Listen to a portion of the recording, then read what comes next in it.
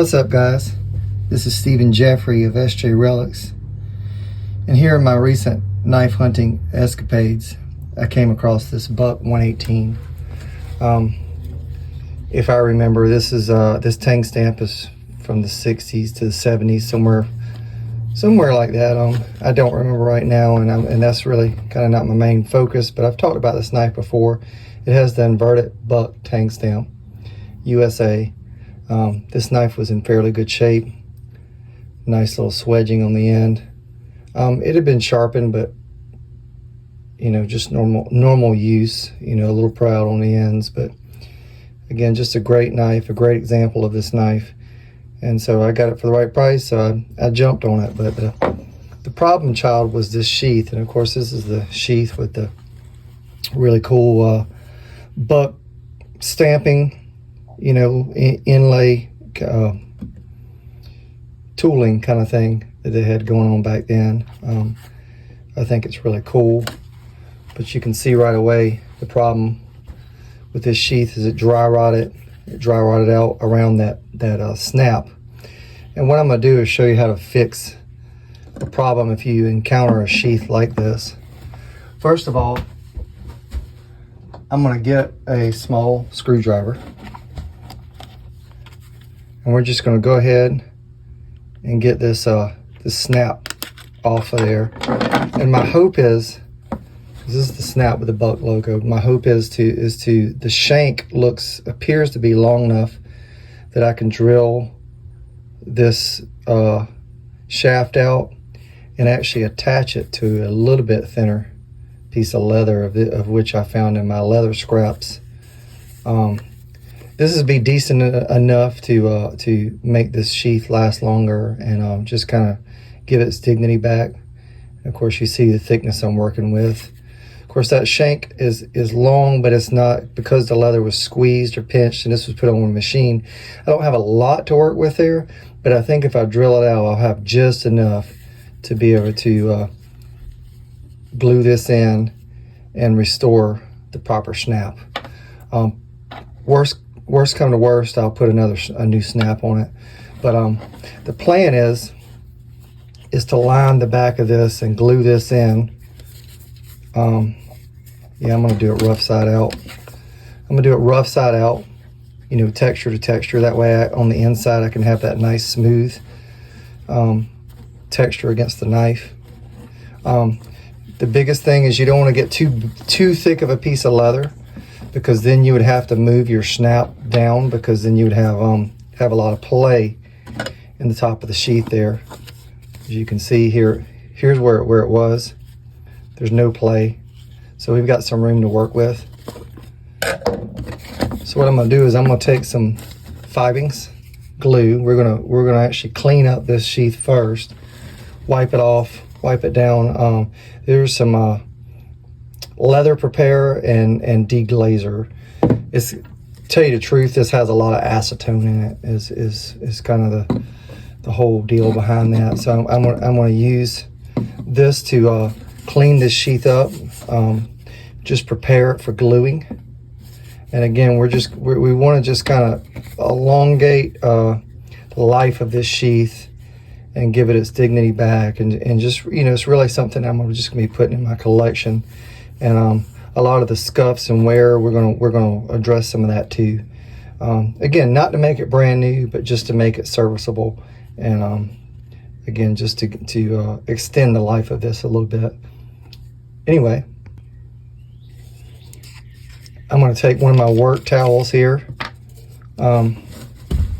just kind of a shop rag, sorry for the bump there. And I'm just going to wipe the back of this all around where the snap was. Again, you can see how delicate some of this is. So be kind of gentle. Going to wipe the edges, just preparing it for gluing. I'll probably glue that little piece that fell out back in. Again, this thing is dry rotted.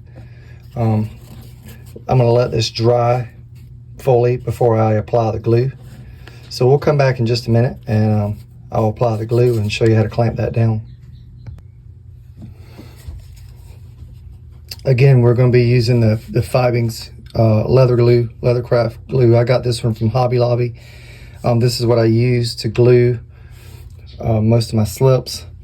I generally glue them a day before and let them sit overnight. You don't have to do that, but that's just kind of what I do. This I'm going to go ahead and glue, and we're going to clamp it up. I've got some clamp boards here. This is just some pieces of red oak that I'm going to sandwich the piece of leather in. As you can see, we've got this little piece here. This is more of leather conservation. I've got, again, this is a probably 4 or 5 ounce piece of leather. This is a leftover from a slip. Again, we're going to line the back of this and cut it out, and I'm going to also slip this little piece of leather in there, and this of which we'll be putting the old snap back. So here we go. We've got it ready to go. What I'm going to do is I'm going to line the leather side. Actually, yeah. No, let's do this side. I'm going to kind of see how far this thing goes on here. And what I want to do is have a square edge in here so it's nice and clean. That way, as this leather folds over, it won't get this weird memory. If you put a piece of crooked leather on there like this, it can kind of, I don't know, I think it might just cause some issues in the future. So I'm just going to do it nice and straight. Again, right there. And we'll glue this down and go from there. And what I'm going to do is, just so I can see kind of where I need to put the glue at, I'm going to do let me get a sharp pencil. I'm going to do a little pencil mark. You know, that graphite just shows just enough. We're going to add this glue. You don't need to add too much, because what you want to do is put this glue on and then spread it out. And I'll tell you, I just use my fingers. This glue does wash off pretty easily. This is where that little piece of leather is going to be. So I'm going to kind of fill in there. You know, that way that little piece, that little dry rotted out piece can bond.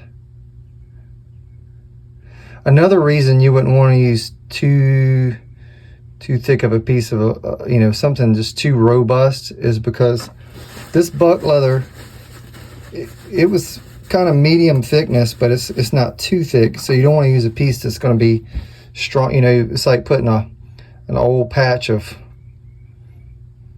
you know, cloth in over a new patch, and you know, the new patch is going to rip the old patch out. This leather's got some flex to it, and again, I'm going to get that nice and flat and flush. There we go. We're going to put that little piece in there, but you know what, let me go back and do that real quick. I had it laid out here which way it goes.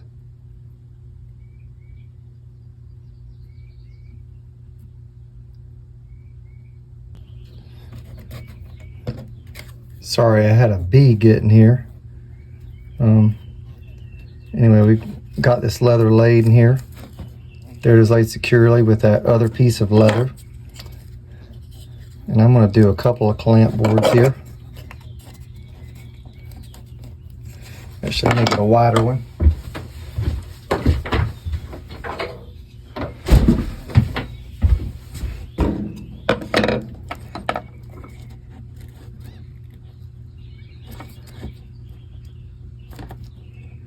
Like I say, something to just lay that back on. You want to actually clean out some of that excess glue and make sure you don't have a lot of sticky on the back, because what you don't want it to do is glue to the board. And then here we go with that, and see, again, just you know, no excess, nothing hanging out, nothing that these boards are going to glue to. We'll go ahead and do that.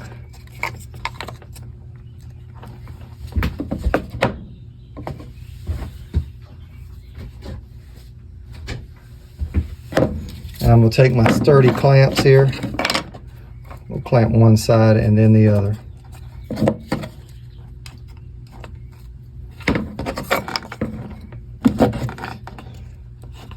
Again, the easy fix, just kind of taking your time.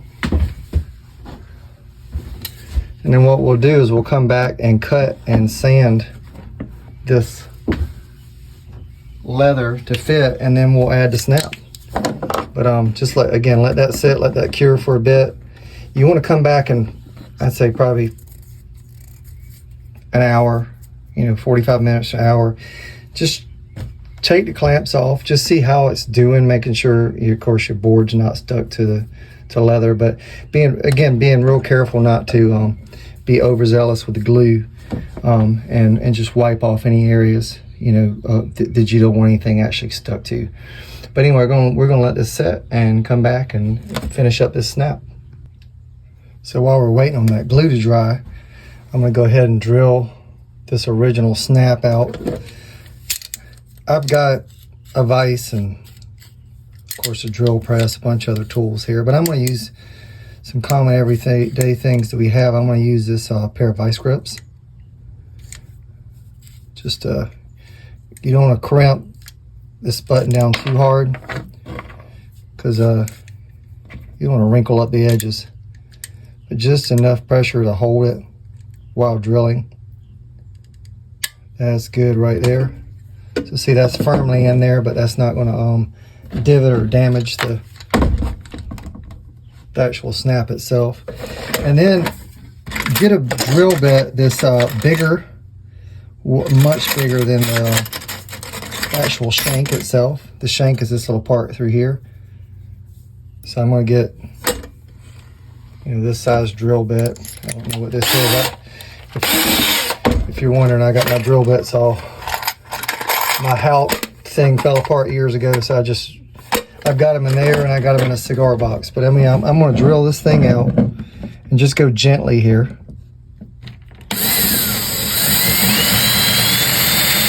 Doesn't take much to take too much metal off.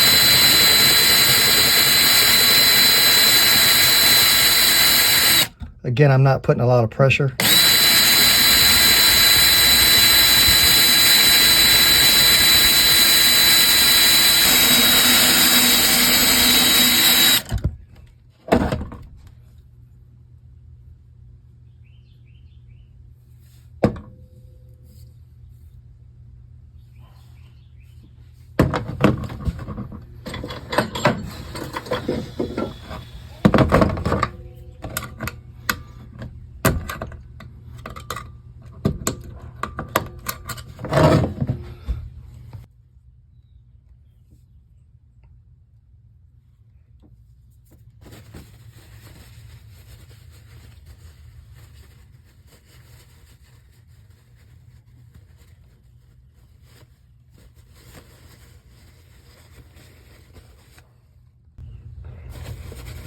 Look at all that green and corrosion that was on that snap. Again, I'm just getting some of this out with a paper towel.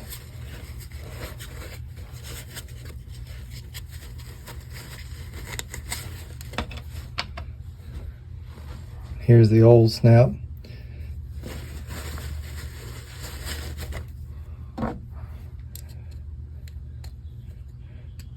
In the words of Kevin Bentley, man, that's nasty. Just picking at your duck. Anyway, get all that grain out. That was from many years of somebody using this knife.